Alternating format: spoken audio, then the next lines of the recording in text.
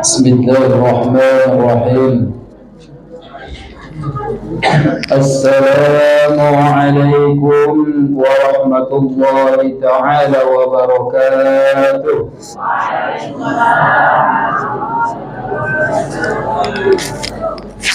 Alhamdulillahi rabbil alamin wa bihi nasta'in ala umuri dunya waddin. Wassalatu wassalamu ala sayyidina Muhammadin wa ala alihi wa sahbihi wa man tabi'a sunnatahu ila yaumiddin.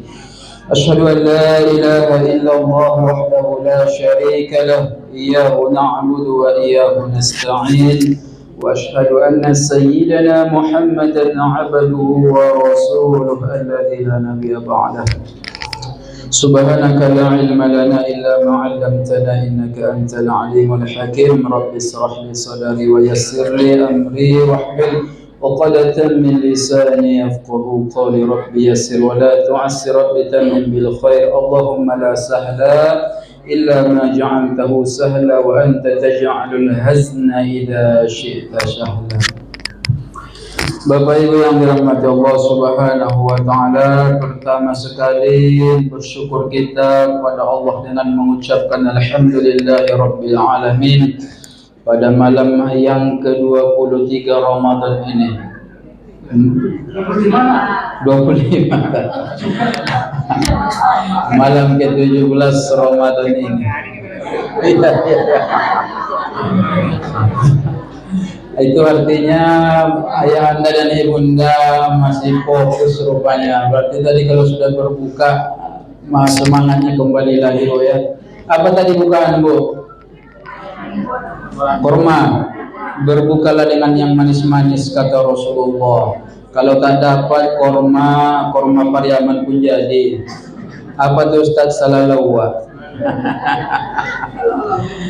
Alhamdulillahirabbil alamin. Syukur kita kepada Allah pada malam yang ke-17 Ramadan ini. Allah masih memberikan kita kesehatan jasmani dan rohani kita, serta Allah masih menuntun hati kita semua ya anda ibunda, sampai di malam ini kita masih bertahan di musholla yang sama-sama kita cintai ini.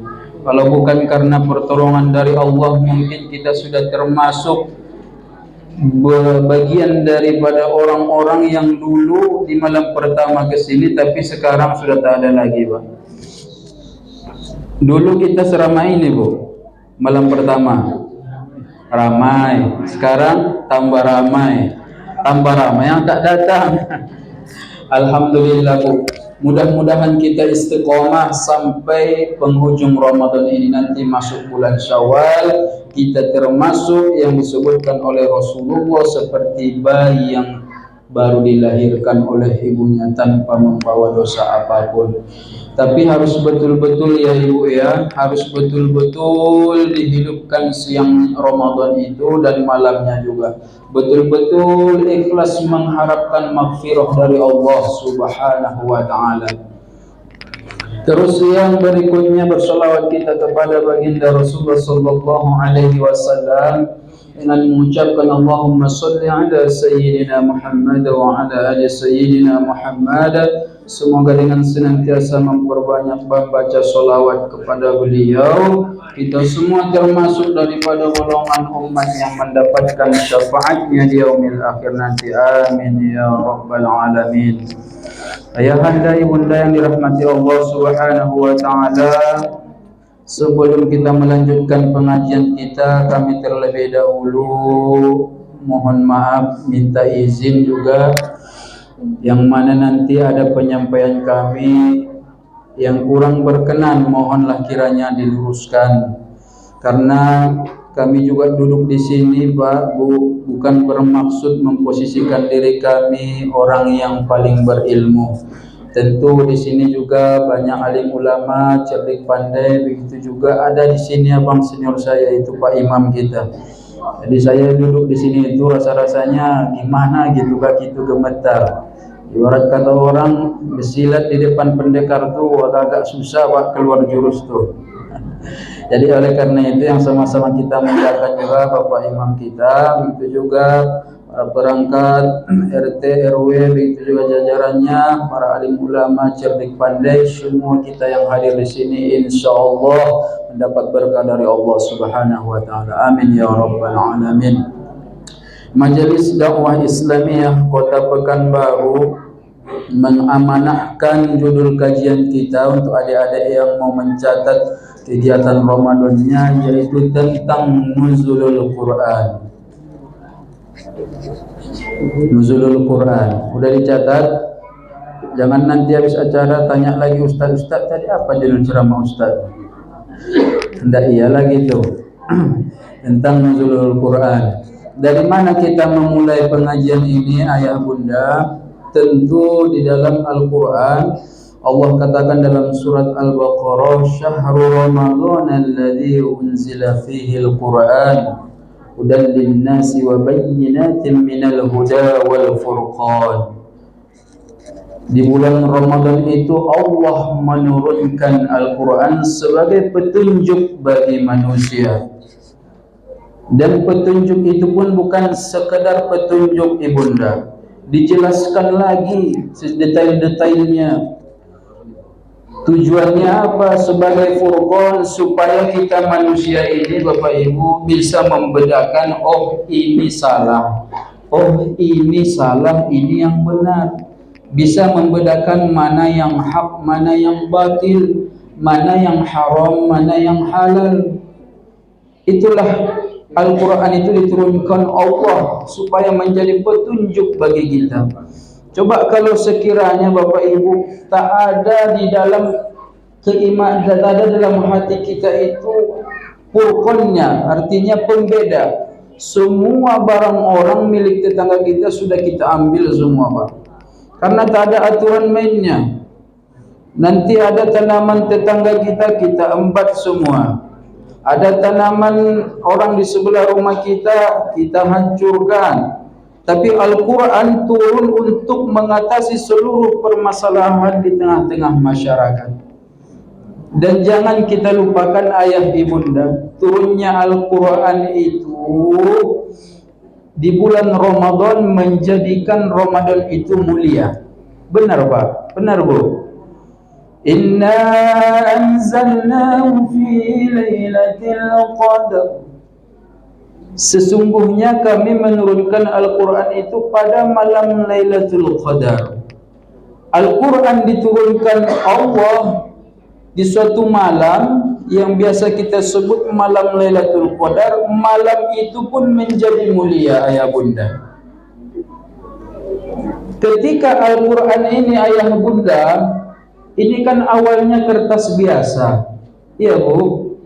Ketika ayat suci Al-Quran kalamullah yang dituliskan di sini, kertas ini pun menjadi mulia. Ketika misalnya kertas yang sama dituliskan koran ataupun majalah-majalah yang lainnya, maka majalah itu bisa saja dibuang orang, bisa saja dicampakkan orang. Tapi ketika kalam Allah, ayat-ayat suci Allah yang dituliskan di kertas yang sama, maka kertas itu pun menjadi mulia Pak.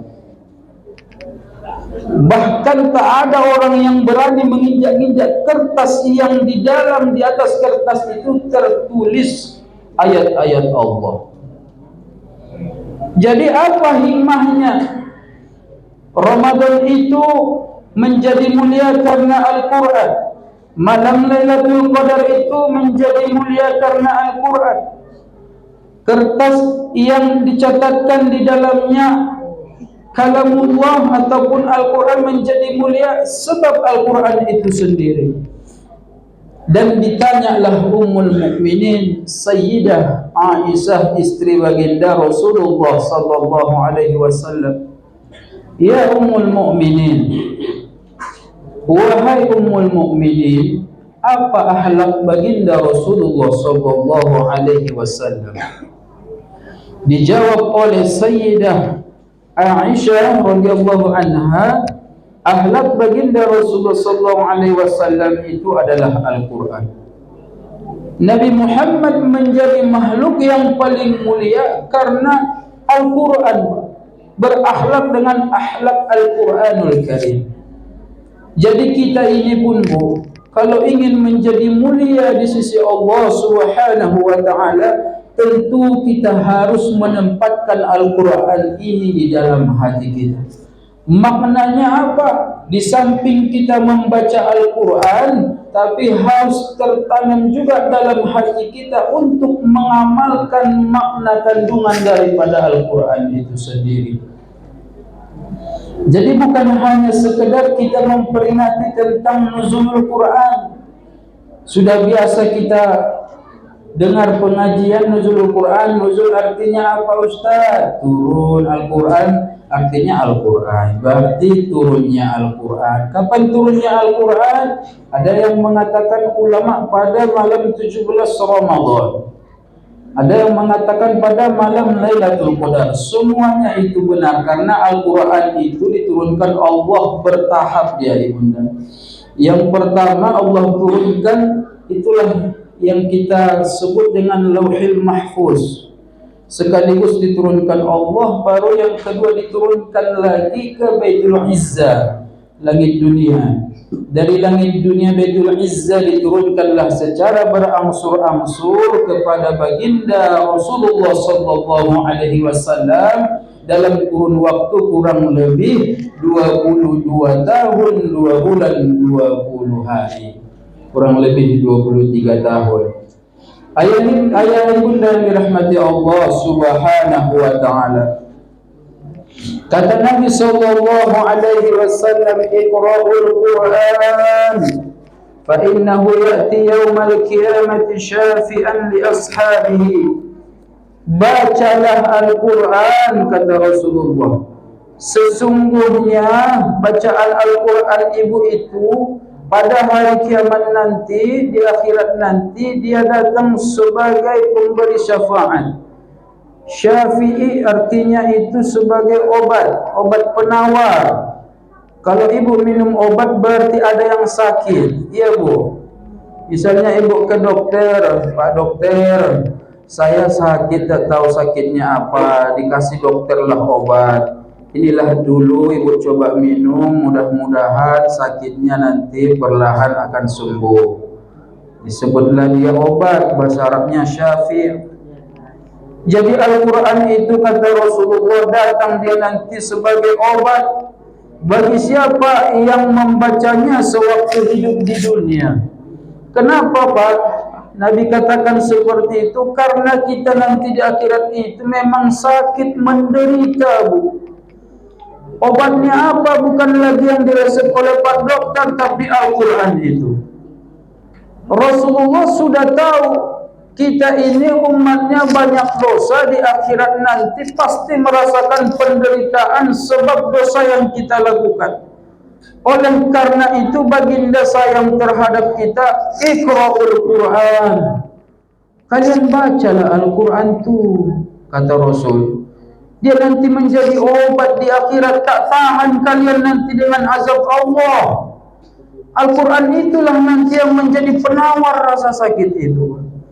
Sebelum di akhirat dikubur pun dia sudah menjadi teman bagi orang yang membacanya.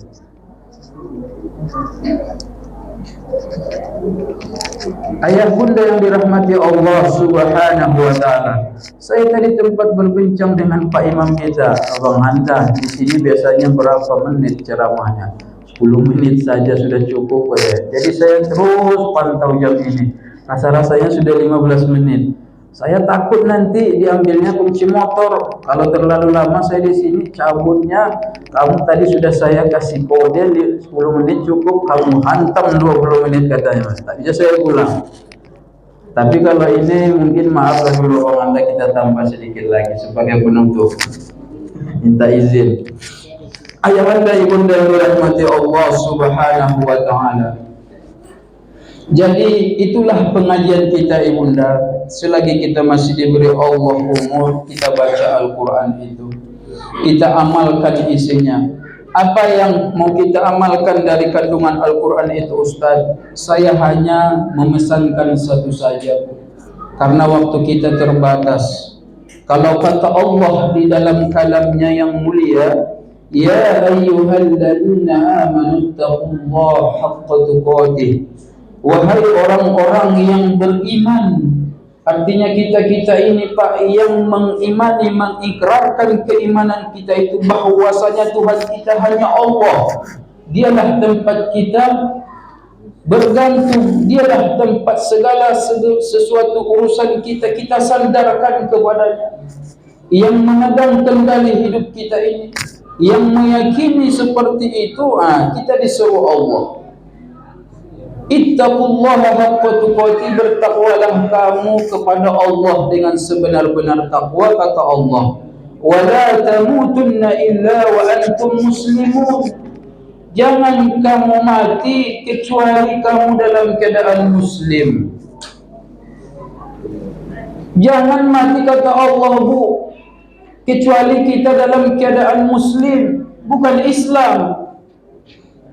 Adik-adik, rukun Islam berapa? 6. Besok dikurangi uang jajannya. Kalau siapa yang tadi mengatakan rukun Islam 6, rukun Islam ada berapa? 5. Kalau rukun Muslim, rukun Muslim berapa? Ada yang tahu? Kalau ada yang tahu angkat tangan. Siapa yang bisa jawab nanti di akhir acara bertemu dengan Ustaz. Ustaz kasih hadiah. Ada yang tahu? Berapa? 6. Salah. Pertanyaannya gugur. Tak ada yang tahu. Rukun Islam itu ada 5, rukun Muslim itu hanya 2. Seseorang itu dikatakan dia Muslim, Bu, ketika dia mengucapkan 2 kalimat syahadat. Misalnya ada orang non-Muslim, dia mengucapkan 2 kalimat syahadat, asyhadu an la ilaha illallah. Saya bersaksi dengan hati nurani saya bahwasanya tidak ada Tuhan selain Allah, wa asyhadu anna Muhammadar Rasulullah, dan saya bersaksi bahwasanya Muhammad itu pesuruh Allah. Disebutlah dia sebagai seorang Muslim. Dan yang kedua, rukun Muslim yang kedua apa, Pak? Yaitu mendirikan solat. Kalau ada orang Islam dia tidak solat, berarti dia tidak Muslim. Makanya kata baginda Rasul, man taraka salatan muta'ammidan fahuwa kafiran jiharan. Siapa yang meninggalkan solat dengan cara sengaja, sadar dia, Pak, udah masuk waktu asar, tak usahlah solat dulu, nanti kan maghrib masih bisa, katanya. Orang yang semacam ini ditinggalkannya secara sengaja, fahuwa kafiran jiharan, maka sudah jelas-jelas kekafiran di dalam hatinya, sudah tak Muslim lagi, Pak. Jadi apa makna kata Allah di dalam Al-Quran sebagai penutup kaji kita? Wala tamutunna illa wa antum muslimun.